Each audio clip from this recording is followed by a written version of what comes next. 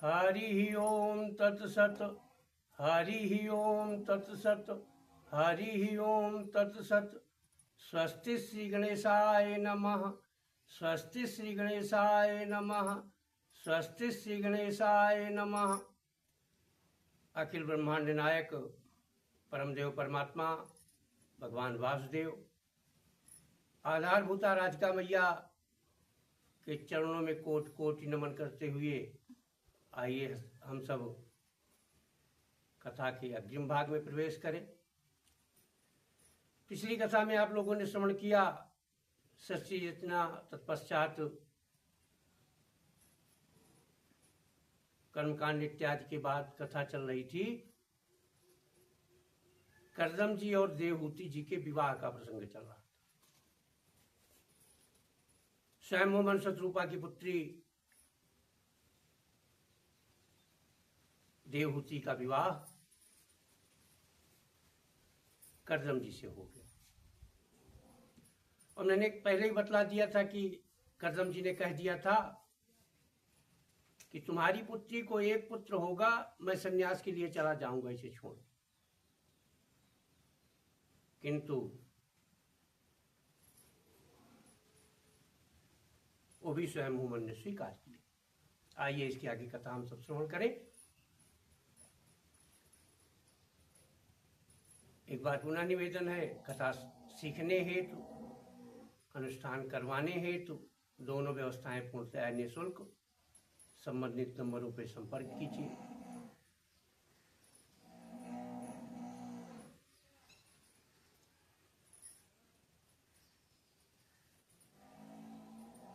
देखिए, संसार सागर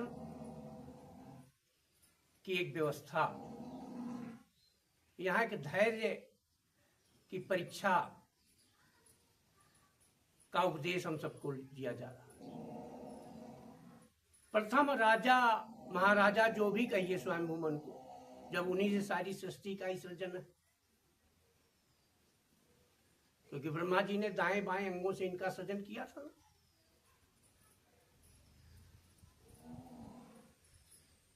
और मनुजायते इति मनुजा, मनुष्य से हम सब जन्मे, इसीलिए हमको मनुष्य कहा गया।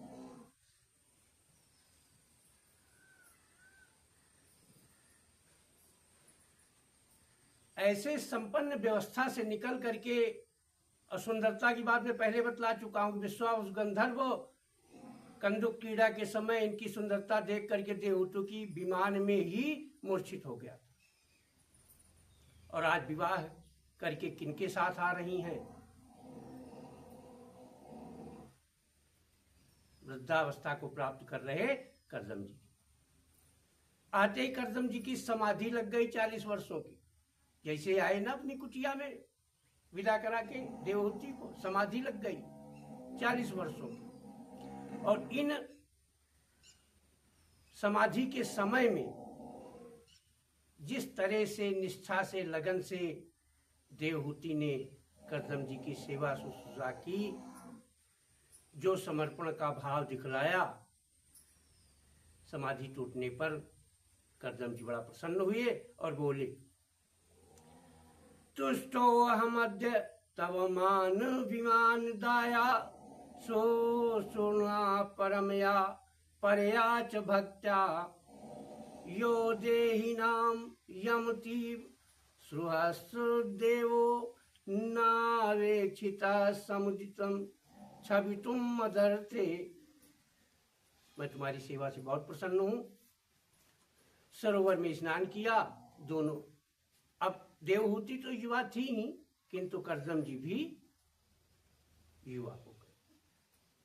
हजारों वर्षों तक विमानारूढ़ होकर के विहार करते रहे। इस क्रम में उन्होंने कहा था ना कि एक पुत्र होगा, मैं वन में चला जाऊंगा।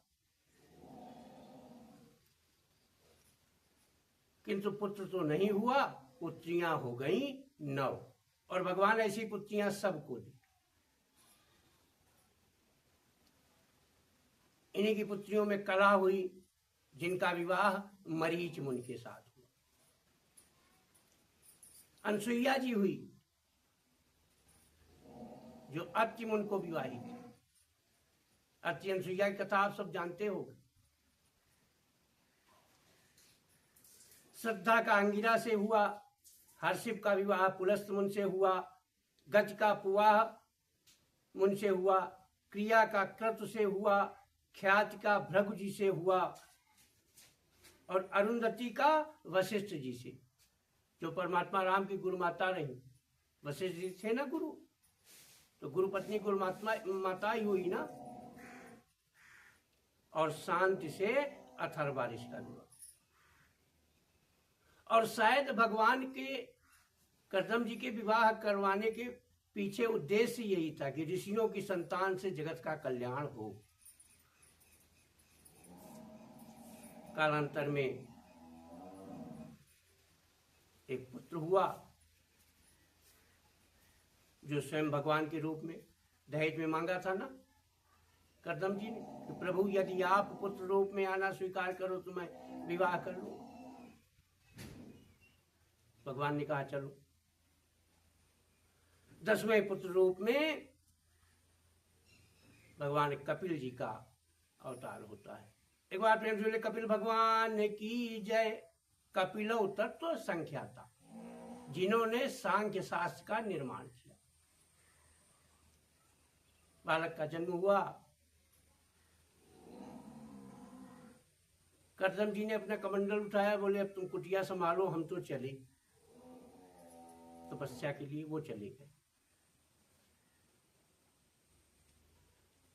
कालांतर में देवहूति ने एक दिन पुत्र कपिल को सुंदर स्नान ध्यान करा के सुंदर वस्त्र पहना के सुसज्जित किया। पूछा कपिल जी ने क्या कर रही हो मैया? बोले जो बहुत पहले करना चाहिए। और पूछ बैठी। सुसज्जित करके बैठा दिया और पूछ बैठी। क्या पूछा कि एक बात बतलाओ, इन इंद्रियों ने जो कुछ भी मांगा मैं इनको देती गई, किंतु इनकी क्षुधा बढ़ने की जगह शांत हुई ही नहीं। इसका उपाय बतलाओ, इन्हें शांत करने का क्या उपाय? दूसरी बात पूछी कि बंधन मन का होता है, आत्मा का होता है या शरीर का होता है? तीसरी बात, मुक्ति मन की, शरीर की या आत्मा की? बड़े सुंदर प्रश्न हैं। हम संपूर्ण मानव जगत के प्रश्न हैं ये, मात्र देवहूति जी का ही नहीं। भगवान कपिल उपदेश करने लगे। कर्दम जी के आश्रम का नाम है बिंदुसर। व्यास जी का जैसे साम्याप्रास मैंने बतलाया था ना, आश्रम की व्याख्या भी मैंने की थी। कर्दम जी के आश्रम का नाम है बिंदुसर।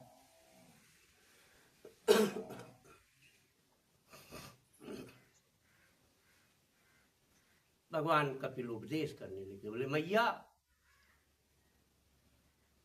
कामनाओं की पूर्ति करने से कामनाएं शांत नहीं होगी।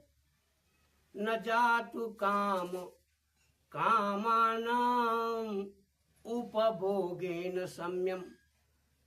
जलती हुई अग्नि में अगर एक एक चम्मच घृत भी डाला जाए तो क्या वो कभी शांत होने का नाम लेगी?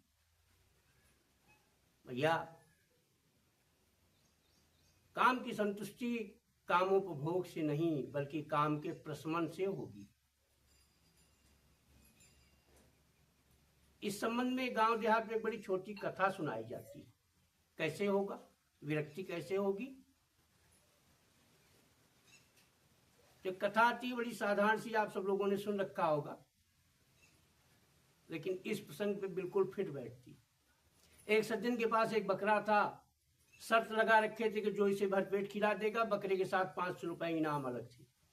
और बहुत से लोग आते, दिन भर उसको खिलाते पिलाते, हरी हरी घास और सब व्यवस्था जो भी था।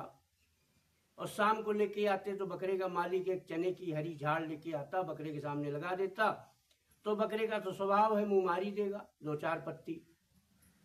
और मालिक कह देता कहाँ, अगर भूखा नहीं होता तो 4 पत्ती ही क्यों खाता? तुम हार गए, जाओ। दूसरा तीसरा इस तरह से क्रम लगा रहा, लेकिन कोई बकरे को भरपेट संतुष्ट नहीं कर सका। वही चने की झाड़ का परीक्षण हर बार होता, फेल हो जाता। एक पड़ोसी ये सारा दृश्य देखता रहता था। एक दिन उसने कहा, मुझे लाओ ये बकरा, मैं लाता हूं, इसको भरपेट खिलाती। ले जाओ, तुम भी प्रयास कर लो, बहुत सारे आए, तुम ही क्यों शेष रह जाओ। ले गया बकरे को और ऐसी जगह पे खूंटा गाड़ के बांध दिया जहां घास तो दूर, कोई सूखी घास का तिनका भी नहीं था, बल्कि कंकड़ पत्थर, पथरीला इलाका। 4-6 घंटे जब हो गए धूप में तपते बकरे को, भूखे प्यासे, तो व्यक्ति एक चने की झाड़ लेके गया और बकरे को दिखाया। तो बकरे की तो आदत थी चने का झाड़ देखते दौड़ने की, और जैसे नजदीक बकरा आया तो पीछे से एक हाथ में डंडा लिए था, उसके मुंह में एक डंडा बकरे। बकरा थोड़ा पीछे हटा, फिर दिखाया, फिर आगे आया झाड़ की तरफ। फिर स्थिति ये हो गई 2-4-10 बार के प्रयास से कि अब डंडे की आवश्यकता ही नहीं पड़ती, खाली झाड़ दिखा दो हरी चने की तो बकरा पीछे भगने लगता, कि अगर झाड़ के पास गए तो डंडा पड़ेगा। उसे विश्वास हो गया। शाम को लेके आया, थका हारा भूखा प्यासा बकरा मालिक के पास है। बोले, बिल्कुल नहीं खिलाया क्या? बोले, आपसे क्या लेना देना, हमने खिलाया कि नहीं खिलाया, आप तो परीक्षा लो। वही हरी चने की झाड़। अब बकरा एक तरफ हरी चने की झाड़ देख लेता और दूसरी तरफ वो डंडे वाले को देख लेता। लाख प्रयास किया उसके मालिक ने। इसीलिए ना एकांत सेवन बतलाया गया है। मैंने ब्रह्मचर्य व्याख्या बतलाया कि जन्नेन्द्रिय संयम को ही अपने यहाँ ब्रह्मचर्य माना गया है, किंतु भगवान श्री कृष्ण का कहना है कि जो हठवश इंद्रियों को रोक करके मन से विषयों का चिंतन करता हो दंभाचारी। इसलिए मात्र इंद्रिय संयम ही नहीं, सकल इंद्रिय संयम। जब अंदर से कोई विचार ना उठे और बाहर का कोई विचार अंदर प्रवेश ना करे, तब आप ब्रह्मचर्य की स्थिति पे आए। और इसके लिए कोई आयु सीमा भी नहीं है। यदि इच्छन्तो ब्रह्माचरन्ति, जब से आपने चाहा ब्रह्म के प्रति आचरण करना प्रारंभ किया, आप ब्रह्मचारी कुल में आ गए।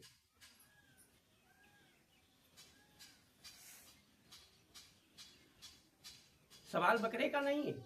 जब उसे विषय वासनाओं से इतना दूर रखोगे कि उन पर उसकी दृष्टि ही नहीं जाएगी, तो स्वयं अपने आप समाप्त होती जाए।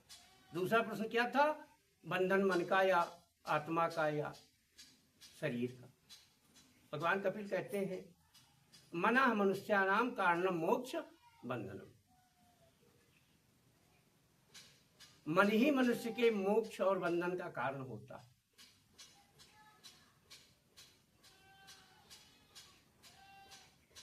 परमात्मा अनुरक्त हुआ, मुक्त हो गया, और विषयानुरक्त हुआ, बंध गया। अच्छा, बंधन की बात मैंने बतलाई थी, वो गाय वाला प्रसंग। एक दूसरा एग्जाम्पल, जैसे किसी पुलिस के जवान ने किसी कैदी को हथकड़ी से पकड़ रखा है, बेड़ी से बांध दिया, एक रस्सी लगी हुई होता है ना, वो आप सब देखे होंगे।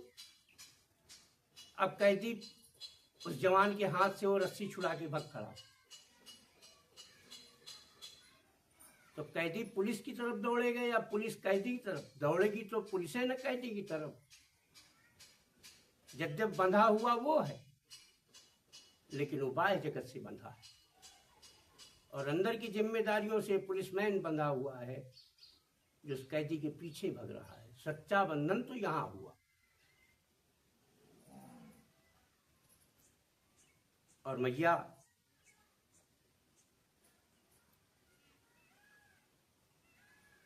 भगवान के दर्शन कीजिए, परमात्मा में अपनी मनोवृत्ति को लगाइए। दर्शन विधि में पहले बतला चुका हूं, वही बात यहाँ भगवान कपिल भी कहते हैं कि संचितयेत भगवत चरणारविंदम वज्रांकुशध्वज सरोरुलांछनाढ्यम उत्तुंग रक्त बिलसन्नक चक्रवाल जो स्वामी राहत मात हृदयांधकारम। मैया भगवान के वज्र कुशादी से युक्त हो, चरण चिन्हों को देखिए, पुनः फिर धीरे धीरे ऊपर दृष्टि को बढ़ाइए और हंसी से मुस्कुराते हुए उनके चेहरे को देख करके ये भाव कि जीवन में चाहे जैसी विपरीत परिस्थितियां आए, डटकर उनका मुकाबला करना है, घबराना नहीं, क्योंकि हम परिस्थितियों के दास नहीं, निर्माता हैं।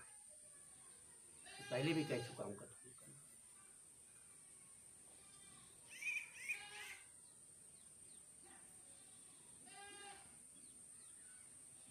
और यहाँ एक बड़ी सुंदर पूजा का उद्देश्य किया भगवान।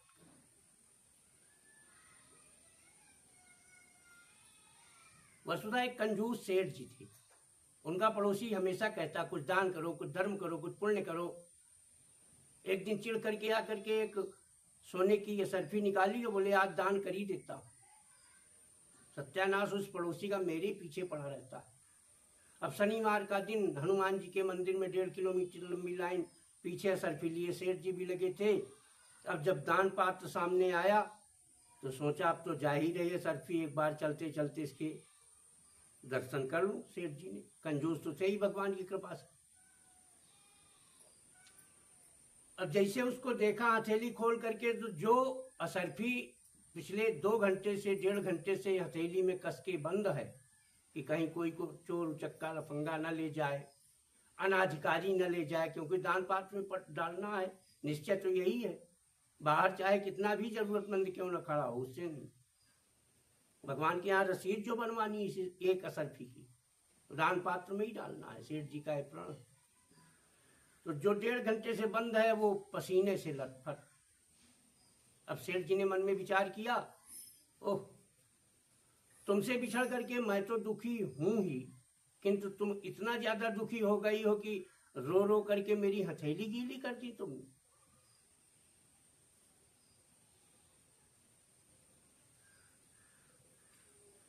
नहीं डालते। सेठ जी ने नहीं डाला, वापस लाके अलमीरा में रख दिया अपनी तिजोरी में। अब भगवान की भक्ति भी करना है, खर्च भी नहीं करना, तो तभी संत वल्लभाचार्य जी आए हुए, कहीं पास में ही। सेठ जी को पता चला, उनके पास पहुंचे, शरणागत हुए, प्रभु कोई ऐसी विधि बताओ जिससे भगवान की भक्ति भी हो जाए और पैसा भी ना लगे। वल्लभाचार्य जी बोले कि भगवान की भक्ति में पैसे का क्या काम, और एक विधि बतलाई उन्हें,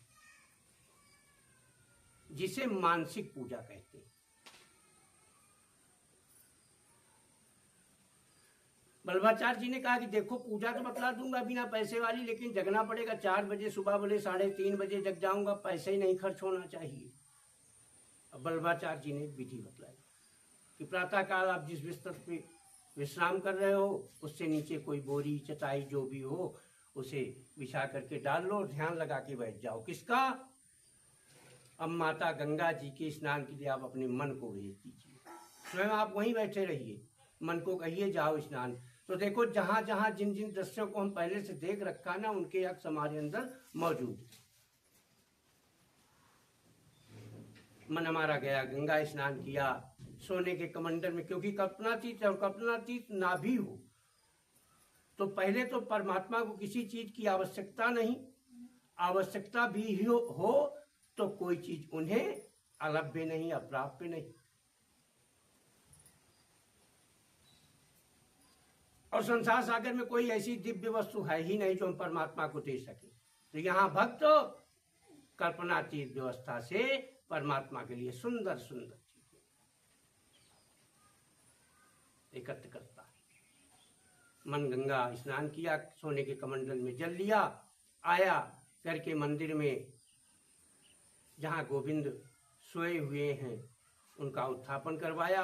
उत्तिष्ठ गोविंद उत्तिष्ठ गरुड़ध्वजा, सुंदर स्नान करवाया जल से, गंगा जल से, चंदन लगाया। फिर सोने के कटोरे में चीनी डाल करके भगवान को भोग लगा दिया, गाय का दूध। एक दिन सेठ जी को लगा कि चीनी कुछ ज्यादा पड़ गई। अम्मन कहता है पड़ गई तो पड़ गई, पड़ जाने तो अब तो होगा क्या जो पड़ गई। फिर दूसरा मन कहता कि देखो पड़ गई तो एक दिन की पूजा नहीं ना है, ज्यादा हो गई तो फिर कल भी तो पूजा करना है, अभी खुली थोड़े होगी, निकाल के थोड़ी रख लेते हैं। और जैसे ही सेठ जी ने हाथ डाला चीनी के कटोरे में, दूध के कटोरे में, मेरे प्रभु ने आकर के गोविंद ने हाथ पकड़ लिया, बोले सेठ जी आज तो ज्यादा मीठा पी लेने दो, कल से तो तुम होशियार हो ही गए। रोने लगे सेठ जी, प्रभु मैं क्या जानता था कि आप ज्यादा मीठा पीने से आते, अन्यथा पहले दिन ही एक बोरा लगा देता। 10 साल का झंझट, क्योंकि पहले इसी मानसिक पूजा को सेठ जी 5 मिनट में किया करते थे, फिर 15 मिनट, अब तो 5-5 घंटे लग जाते थे। आनंद आने लगा था मुझे। देखिए भगवान से कोई विश्वास, पहले तो विश्वास करो, संबंध बनाओ और फिर समर्पण करो। भगवान की प्राप्ति के यही 3 सूत्र हैं।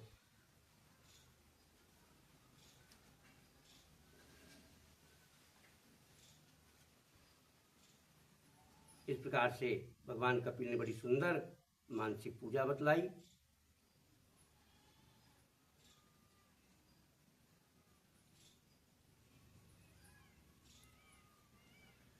मैया देवहूति बोली कि देखिए कहने में जितनी ये बातें आसान हैं, करने में उतनी ही कठिन है। तब भगवान कपिल ने कहा कि मैया यदि नहीं कर सकता जीव तो फिर उसके लिए एक ही मार्ग बचता है,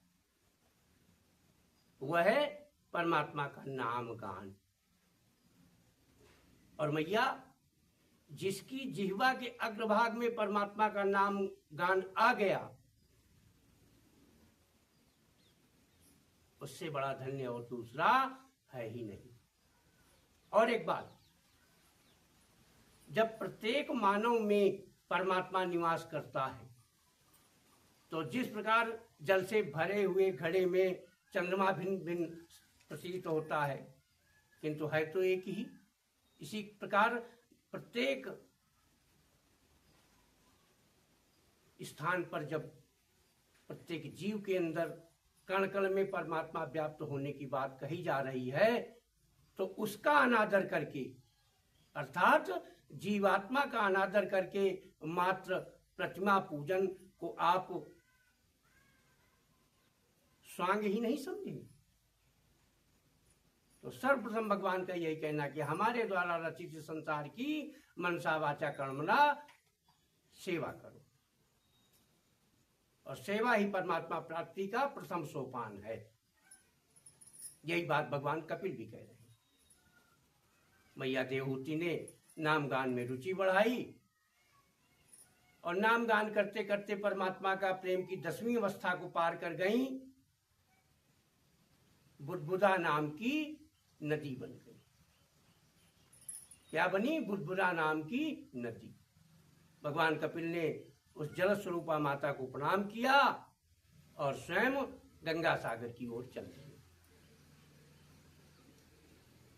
जिस स्थान पे माता देवहूति को सिद्धि प्राप्त हुई थी, उसे सिद्धि पद के नाम से जानते, लोग सिद्धि पद के नाम से जानते हैं। आगे देवहूति जी की जो 2 बहनें हैं, आकुति और प्रसूति, इनकी कथा हम सब श्रवण करेंगे। भगवान भोलेनाथ का बड़ा सुंदर चित्रण आएगा।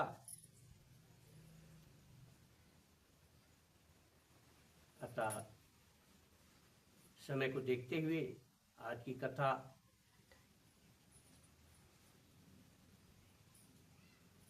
भगवान भोलेनाथ का चित्रण पूरा ही कर दे, थोड़ा समय अवशेष है, इशारा हुआ।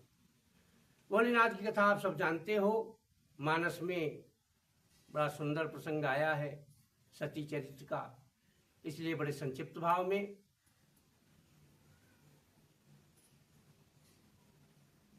कथा मैं संक्षिप्त रूप में पहले बतला भी चुका हूं।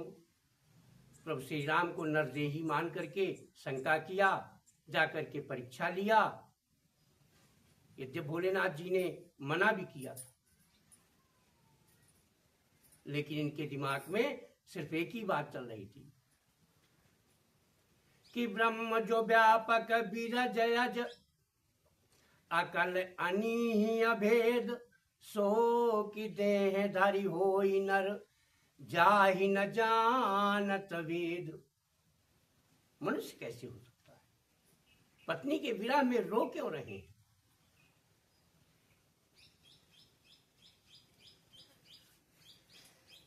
किंतु यह भ्रम उनका तब टूटा जब वो सीता का वेश बना करके भगवान के समक्ष पहुंची, और उस वेश में भी भगवान ने उन्हें सती के वेश में ही पहचाना। पहुंच बैठे, कहाँ है वृषकेतु, कहाँ? इन्हें झटका लगा, भोलेनाथ के पास आई, उन्होंने सन्मुख शंकर आसन दिया। और स्त्री का तो वामांग होता है, आप सब जानते हो, सन्मुख स्थान माता का। तो सती को समझते देर नहीं लगी कि यही तन सती भेंट अब नाही, अब इस शरीर से हमारी भोलेनाथ से भेंट होने वाली नहीं।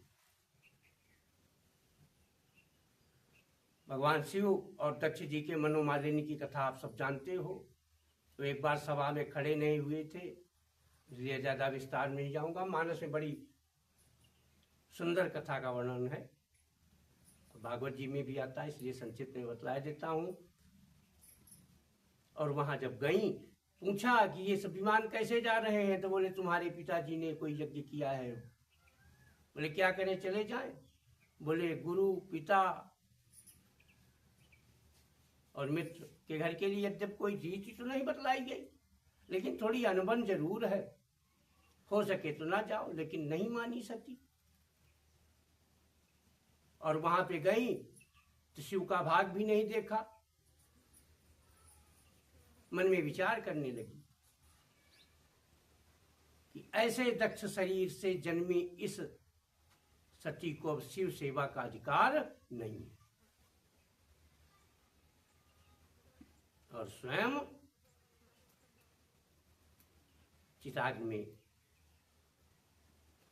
भस्म हो गई। वीरभद्र को भेजा गया किस प्रकार से वो फिर दक्ष का सर, बर्फ की दाढ़ी, ये सब हुआ, ये कथा आप सब जानते हो। कालांतर में भी वही जन्मी, क्योंकि जितने बार उनका प्राकट्य होता था भोलेनाथ ही उन्हें वर के रूप में मिलते थे। शेष कथाक्रम में अगले भाग में आप लोगों को श्रवण करवाऊंगा। और मैं समझता हूं कि आगे कथा में हम भागवत जी में प्रवेश करें, उससे पूर्व प्रभु श्री राम जी की कथा का श्रवण आप लोग 1.5 अध्याय बड़े संक्षिप्त व्यवस्था में लिखा है वेद व्यास जी ने। और मैंने तो संतों से सुना है कि जब परीक्षित महाराज को सुखदेव जी ने कथा सुनाई थी तो शायद प्रारंभ राम कथा से किया, मैंने संतों से सुना है। सत्य क्या है ये नहीं मैं कह सकता। और बड़े संक्षिप्त भाव में सुनाई सुखदेव जी ने, तो परीक्षित महाराज ने कहा कि इतना संक्षिप्त सुनाना था तो नहीं सुनाते तो अच्छा था। बोले नहीं, जब तक राम कथा रूपी चश्मा आपकी दृष्टि में नहीं चढ़ेगा तब तक कृष्ण कथा में प्रवेश का आपको अधिकार ही नहीं। और वैसे भी तो राम कथा अनुकरणीय है और कृष्ण कथा विचारणीय है। राम कथा को आप जीवन में धारण कर सकते हो और कृष्ण कथा को सिर्फ समझना, सोचना, सुन लेना और उनका भजन करना। 6 दिन का बालक कभी पूतना को, कभी अगासुर को, कभी बकासुर को, कभी धेनकासुर को, आप ये प्रयास मत शुरू कर देना। वो भगवान है, सर्वशक्तिमान है। एक बार प्रेम से वृंदावन मां के बिहारी लाल की जय। आगे कथा में आपको राम कथा सुनाऊंगा, बड़ी सुंदर कथा।